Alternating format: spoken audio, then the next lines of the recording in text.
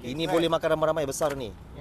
Lagi harga di sini pun terjangkau, murah juga ya. Saya lihat ini di Jakarta sekitar berapa ya? 5-6 juta juga ya. Lebih ya? Wah. Okey, betul. Nanti abang potong di situ. Ya. Ya, potong ya. Hati-hati ya. Yang mana daripada Indonesia, tolong saya share video ni, komen. Siap ya. Siap. Wajib datang ya. Besar sekali ya ni ya. Okey. Ayo, kemudian boleh dibuka.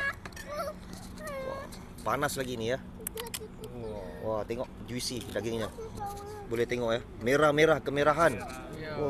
Wah. Teksturnya. Okey, ambil yang besar sekali. Makan. Ya, makan. Horas. Ya. Ini. Garlicnya. Ya. Okey, kasih ekspresi satu. Ya. Aduh. Okey, baik. Terima kasih ya semua dari Medan, Indonesia ya. Kasih masuk. Hari ini ada orang Medan, Indonesia. Sultan Medan.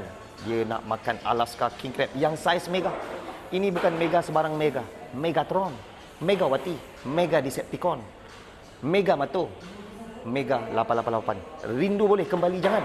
So ingat jangan kembali kepada alam mega. Lebih baik korang jimat duit makan Alaska King Crab. Ini harganya, yang 4 kaki ni harga dia 598, berat sekitar 2 kilo. Besar-besar bas. Ini tengok nasi lemak saya. Boleh zoom sikit. Beras basmati. Sambalnya sambal emak-emak, sambal orang dulu-dulu. So yang mana belum pernah makan, korang kena cuba. Selain itu saya ada menu yang murah sebentar. Untuk peminat lobster, di sini lobster baru RM88. Mega juga. Ini Megalodon. Beras basmati dan sambal emak-emak. Ini lagi satu, King Crab Gold warna emas. Ini orang lain tak ada bang. Ini dia duduk dekat segitiga Bermuda. Kalau kapal nak tangkap kapal tenggelam, yang boleh tangkap hanya Aquaman. Aquaman pakcik saya. Sebab tu dia boleh tangkap King Crab warna gold ni. 3.5 kilo ya.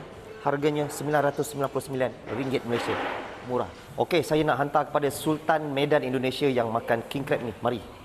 Okey, apa khabar? Oi, baik orang Medan. Horas ya. Horas. Apa kabar? Namanya siapa? Gunawan. Ini mampir ke Johor Bahru, apa tujuannya di sini? Khusus makan ini. Sering ke Johor Bahru? Udah 2 kali lah. 2 kali. Teman-teman udah kemari. Tapi ramai orang Medan. Datang naik bas pun ramai di sini ya.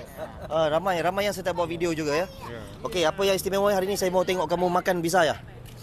Crab bisa ya? Okey, potong di sini boleh. Jom kita tengok. Abang lihat. Okey, Beb, daripada situ.